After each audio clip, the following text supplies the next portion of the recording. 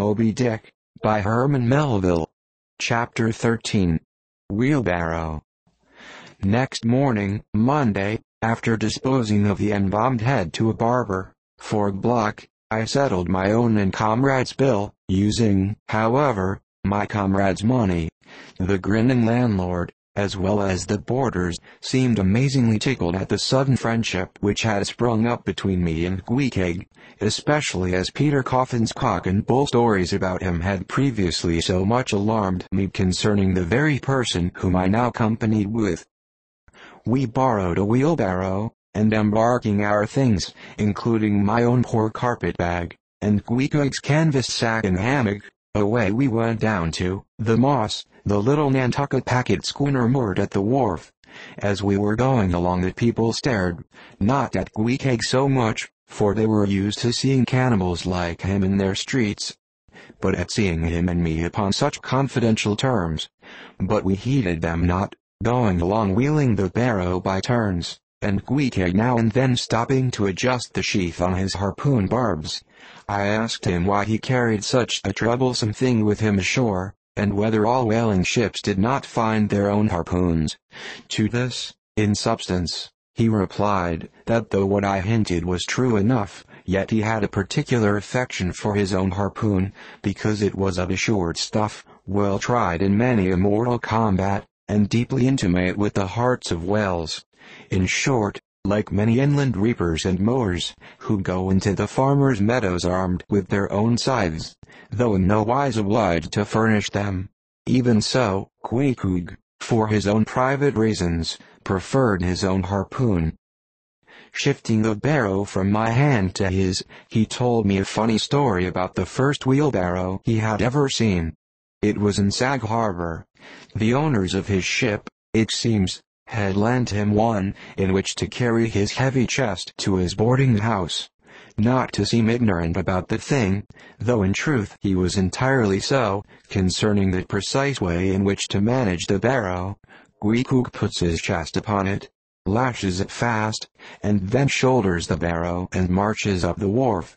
"Why," said I, "Queequeg, you might have known better than that, one would think." Didn't the people laugh? Upon this, he told me another story. The people of his island of Rokovoko, it seems, at their wedding feasts express the fragrant water of young coconuts into a large stained calabash like a punch bowl, and this punch bowl always forms the great central ornament on the braided mat where the feast is held. Now a certain grand merchant ship once touched at Rokovoko, and its commander, from all accounts, a very stately punctilious gentleman, at least for a sea captain, this commander was invited to the wedding feast of Queequeg's sister, a pretty young princess just turned of 10. Well, when all the wedding guests were assembled at the bride's bamboo cottage, this captain marches in, and being assigned the post of honor, placed himself over against the punch bowl, and between the high priest and his majesty the king, Queequeg's father, grace being said. For those people have their grace as well as we, though Queequeg told me that unlike us, who at such times look downwards to our platters, they, on the contrary, copying the ducks, glance upwards to the great giver of all feasts. Grace, I say, being said, the high priest opens the banquet by the immemorial ceremony of the island, that is, dipping his consecrated and consecrating fingers into the bowl before the blessed beverage circulates. Seeing himself placed next the priest, and noting the ceremony, and thinking himself, being captain of a ship, as having plain precedence over a mere island king, especially in the king's own house, the captain coolly proceeds to wash his hands in the punch bowl, taking it I suppose for a huge finger glass. "Now," said Queequeg, "what you think now?" Didn't our people laugh? At last, passage paid, and luggage safe, we stood on board the schooner. Hoisting sail, it glided down the Acushnet River. On one side, New Bedford rose in terraces of streets, their ice-covered trees all glittering in the clear, cold air. Huge hills and mountains of casks on casks were piled upon her wharves, and side by side the world-wandering whale ships lay silent and safely moored at last, while from others came a sound of carpenters and coopers, with blended noises of fires and forges to melt the pitch, all betokening that new cruises were on the start. That one most perilous and long voyage ended, only begins a second, and a second ended, only begins a third, and so on, forever and for aye. Such is the endlessness, yea, the intolerableness of all earthly effort. Gaining the more open water, the bracing breeze waxed fresh, the little moss tossed the quick foam from her bows, as young cold his snortings. How I snuffed that tartar air! How I spurned that turnpike earth! That common highway all over dented with the marks of slavish heels and hoofs, and turned me to admire the magnanimity of the sea which will permit no records. At the same foam fountain, Queequeg seemed to drink and reel with me. His dusky nostrils swelled apart. He showed his filed and pointed teeth. On we flew, and our offing gained. The moss did homage to the blast, ducked and dived her bows as a slave before the Sultan. Sideways leaning, we sideways darted, every rope yarn tingling like a wire, the two tall masts buckling like Indian canes in land tornadoes.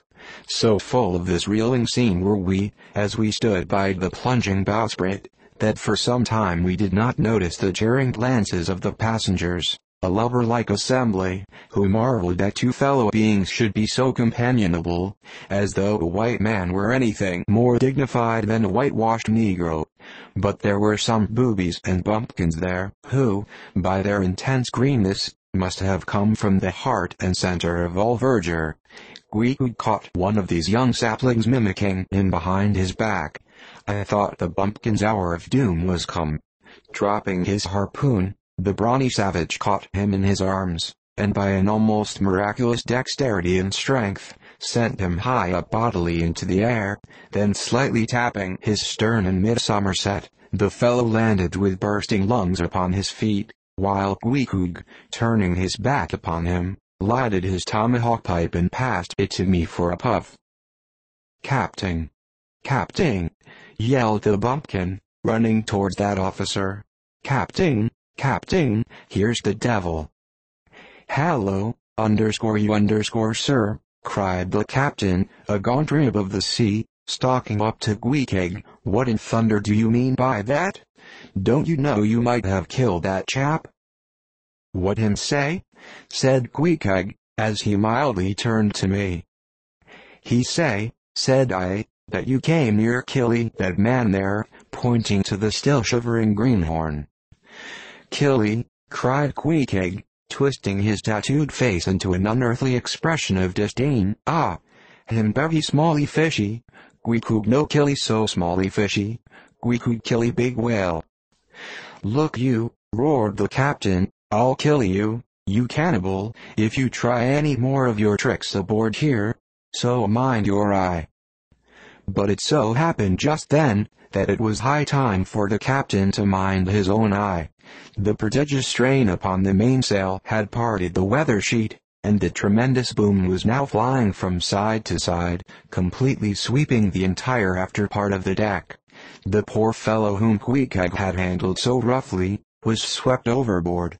All hands were in a panic, and to attempt snatching at the boom to stay it, seemed madness. It flew from right to left, and back again, almost in one ticking of a watch, and every instant seemed on the point of snapping into splinters. Nothing was done, and nothing seemed capable of being done. Those on deck rushed towards the bows, and stood eyeing the boom as if it were the lower jaw of an exasperated whale. In the midst of this consternation, Queequeg dropped deftly to his knees, and crawling under the path of the boom, whipped hold of a rope, secured one end to the bulwarks, and then flinging the other like a lasso, caught it round the boom as it swept over his head, and at the next jerk, the spar was deadway trapped, and all was safe. The schooner was run into the wind, and while the hands were clearing away the stern boat, Queequeg, stripped to the waist, darted from the side with the long living arc of a leap. For 3 minutes or more he was seen swimming like a dog, throwing his long arms straight out before him, and by turns revealing his brawny shoulders through the freezing foam. I looked at the grand and glorious fellow, but saw no one to be saved. The greenhorn had gone down. Shooting himself perpendicularly from the water, Queequeg now took an instant's glance around him, and seeming to see just how matters were, dived down and disappeared. A few minutes more, and he rose again, one arm still striking out, and with the other dragging a lifeless form. The boat soon picked them up. The poor bumpkin was restored. All hands voted Queequeg a noble trump. The captain begged his pardon. From that hour I clove to Queequeg like a barnacle, yea, till poor Queequeg took his last long dive. Was there ever such unconsciousness? He did not seem to think that he at all deserved a medal from the humane and magnanimous societies. He only asked for water, fresh water, something to wipe the brine off. That done, he put on dry clothes, lighted his pipe, and leaning against the bulwarks, and mildly eyeing those around him, seemed to be saying to himself, "It's a mutual, joint stock world, in all meridians. We cannibals must help these Christians."